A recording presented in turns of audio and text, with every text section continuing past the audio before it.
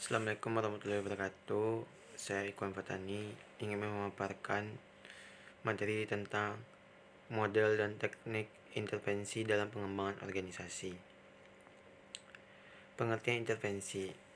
Miftah Toha tahun 2003, intervensi yang dimaksudkan untuk menetapkan cara-cara apakah yang dipatut digunakan untuk merencanakan perbaikan berdasarkan masalah yang ditemukan dalam proses diagnosis dan pemberian umpan balik.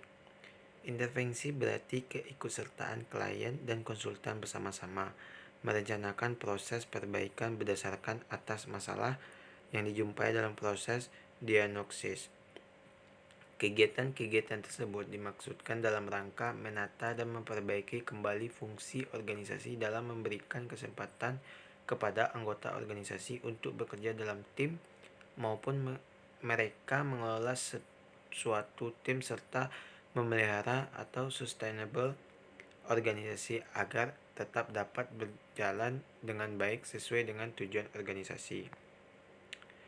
Intervensi dalam pengembangan organisasi. Intervensi berarti keikutsertaan klien dan konsultan bersama-sama menciptakan proses perbaikan berdasarkan atas masalah yang dijumpai dalam proses diagnosa. Intervensi merupakan suatu kegiatan perbaikan terencana dalam proses pembinaan organisasi. Pendekatan intervensi dalam pengembangan organisasi. Yang pertama, intervensi struktural atau berfokus pada tingkat organisasinya. Yang kedua, teknikal atau berfokus pada tingkat pekerjaannya. Yang terakhir, berfokus pada manusia. Nah, yang pertama, intervensi struktural berfokus pada tingkat organisasinya melalui dengan menggunakan kegiatan intervensi struktural terdapat 3 hasil yang diharapkan akan dipetik, yaitu yang pertama restrukturisasi atau reorganisasi, yang kedua sistem imbalan baru, yang ketiga perubahan kultur organisasi. B. Intervensi teknikal atau berfokus pada tingkat pekerjaannya. Melalui penggunaan intervensi ini ialah perluas pekerjaan secara vertikal. Teknik penerapannya yang pertama, penggabungan tugas agar pelaksanaan yang tadinya terbagi-bagi menyatu di tangan seorang.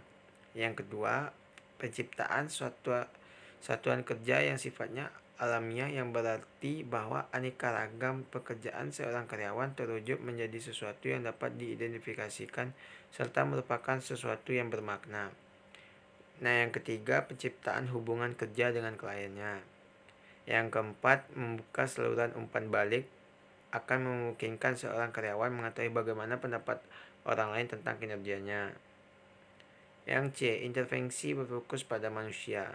Pendekatan PU menekankan 5 bentuk spesifikasi intervensi yang berfokus pada manusia. Yang pertama, pelatihan kepekaan. Yang kedua, umpan balik melalui survei. Yang ketiga, konsultan proses. Yang keempat, pembinaan tim. Nah, yang terakhir, pembinaan kerjasama antar kelompok. Teknik intervensi dalam pengembangan organisasi. Dalam pengembangan organisasi, setiap anggota organisasi mengembangkan masalah dan solusi sendiri. Alurnya mulai dari diagnosa masalah dan peluang untuk perubahan, kemudian pengaturan tujuan.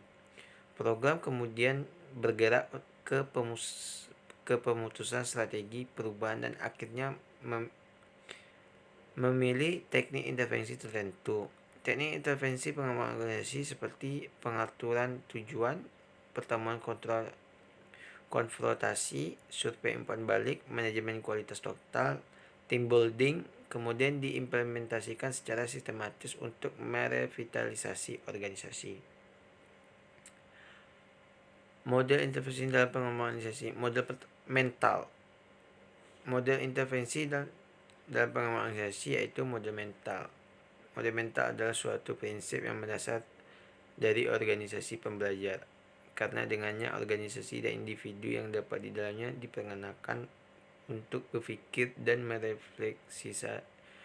merefleksikan struktur dan arahan atau perintah dalam organisasi dan juga dari dunia luar selain organisasinya. Model mental adalah suatu aktivitas perenungan terus-menerus, mengklarifikasikan dan memperbaiki gambaran-gambaran internal kita tentang dunia dan melihat bagaimana hal itu membentuk tindakan dan keputusan kita. Model mental terkait dengan bagaimana seorang berpikir dengan mendalam tentang mengapa dan bagaimana dia melakukan tindakan atau aktivitas dalam organisasi. Nah, sekian dari hasil presentasi dari saya. Apabila ada kesalahan, saya minta maaf. Saya akhiri. Assalamualaikum warahmatullahi wabarakatuh.